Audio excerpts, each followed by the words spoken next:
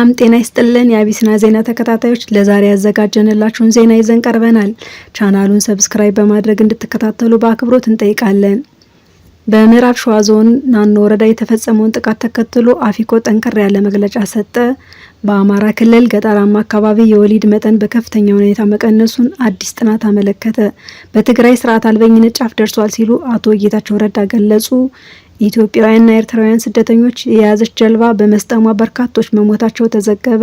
የሚሉትንና ሌሎች ዝርዝር ዜናዎችን ይዘን ቀርበናል። እንድትከታተሉን በአክብሮት እንጠይቃለን።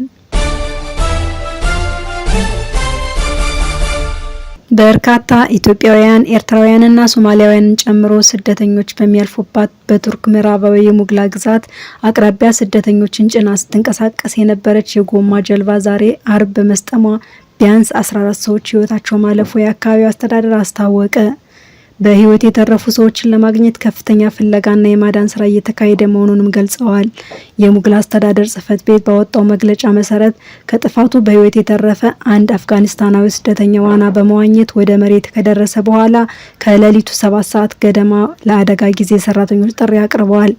በህይወት የተረፈው ግለሰብ እንደገለጸው በጀልባዋ ላይ 18 ሰዎች ተሳፍረው የነበረ ሲሆን ጉዞ ከጀመረ ከጥቂት ጊዜ በኋላ ውሃ መሙላት ጀምራ መስጠሟን ተናግረዋል። የፍለጋና ማዳን ቡድኖች ባደረጉት ጥረት በአቅራቢያ በምትገኘው ችሊቢያ ደሴት ላይ የደረሰ ሁለተኛ ሰው ተርፎ አግኝተዋል። በተጨማሪም የ14 ሰዎችን አስከሬን ከባህር ውስጥ አውጥተዋል።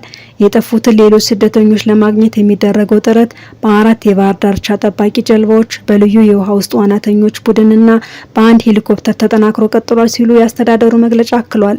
የኤጂያን ባህር በተለይ በሚሊዮን የሚቆጠሩ ከኢትዮጵያ፣ ከኤሪትራ፣ ከሶማሌ፣ ከሱሪያ፣ ከኢራቅና ከአፍጋኒስታን የመጡ ስደተኞችን የምታስተናግደው ቱርክን እንደ መነሻ በመጠቀም ወደ አውሮፓ ለመሻገር የሚሞክሩ በሺዎች የሚቆጠሩ ስደተኞች የተለመደ መተላለፊያ መስመር ነው።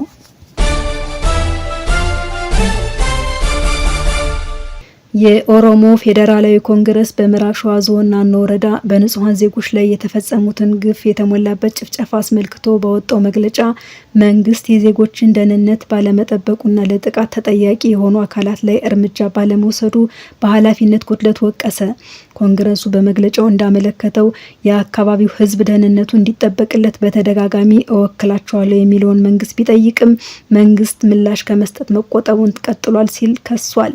ከአካባቢ ነዋሪዎች አገኘሁት ባለው መረጃ በመመስረት የመንግስት ኃይሎች የአካባቢውን ነዋሪዎች ትጥቅ ሲያስፈቱ፣ በሌላ በኩል ጽንፈኞች ሚሊሻዎች የታጠቁ ኃይሎች ግን በነጻነት ያለምንም ህጋዊ ተጠያቂነት እንዲንቀሳቀሱ ተደርጓል ሲሉ ፓርቲው በመግለጫው ጠቁሟል።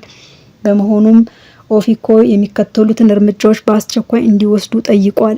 አንደኛ፣ የፌዴራልና የክልሉ መንግስታት ኃይሎች ወደ አካባቢው በመላክ የህዝቡን ደህንነት እንዲያስጠብቁ። ሁለተኛ፣ በተፈጸመው ድርጊት ላይ ገለልተኛና ግልጽ የሆነ ምርመራ እንዲካሄድ። ሶስተኛ፣ መንግስት ህጋዊ ኃላፊነቱን ባለመወጣቱ ተጠያቂ እንዲሆን።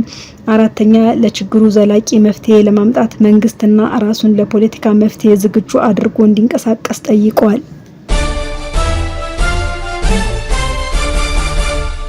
በአማራ ክልል በሚገኝ ገጠራማ አካባቢ የተካሄደ አዲስ ጥናት በአካባቢው በወጣት ሴቶችና ወንዶች ቁጥር መካከል ከፍተኛ አለመመጣጠን መኖሩንና የወሊድ መጠን ከሀገር አቀፍ አማካይ አንጻር በእጅጉ ማሽቆልቆሉን ይፋ አደረገ።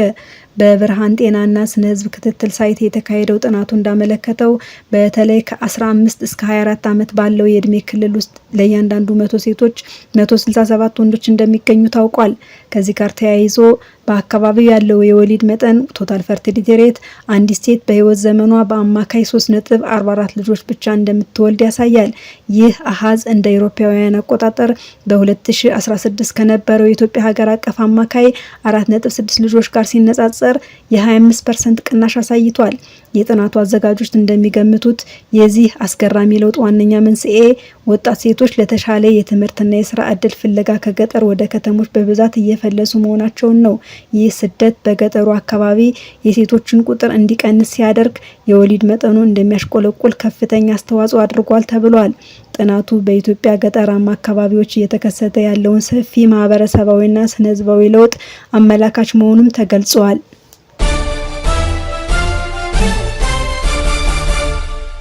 በቀድሞ የህወሓት ከፍተኛ አመራሮች የተመሰረተው ዲሞክራሲያዊ ስምረት ትግራይ ወይንም ስምረት ፓርቲ የምስረታ ጉባኤውን አካሄደ። ፓርቲው ይህንን የመመስረቻ ጠቅላላ ጉባኤውን ለማካሄድ ያሰበው ነሐሴ 17 ቀን 2017 የነበረ ቢሆንም በተለያዩ ምክንያቶች ሳያከናውነው መቅረቱ ይታወሳል። ፓርቲው ከምርጫ ቦርድ ፈቃድ ወስዶ እየተንቀሳቀሰ ቢሆንም በትግራይ ክልል ውስጥ ጉባኤውን ለማካሄድ ያደረገው እንቅስቃሴ በህወሓት የደረሰበትን ጫና እንቅፋት እንደፈጠረበት ከዚህ ቀደም ማስታወሱ አይዘነጋም። በተለይ የህወሓትና ጊዜያዊ አስተዳደር አመራሮች የታጠቀ ኃይል ነው በማለት ምስረታ ሂደቱ ላይ ችግር እንደፈጠረበት አስታውቆ ነበር።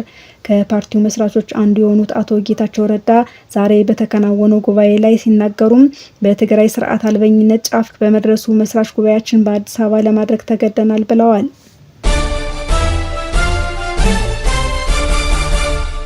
የኢትዮጵያ የፌዴራል ገቢ በ3 ወራት ውስጥ 323 ቢሊዮን ብር መድረሱ ተገለጸ።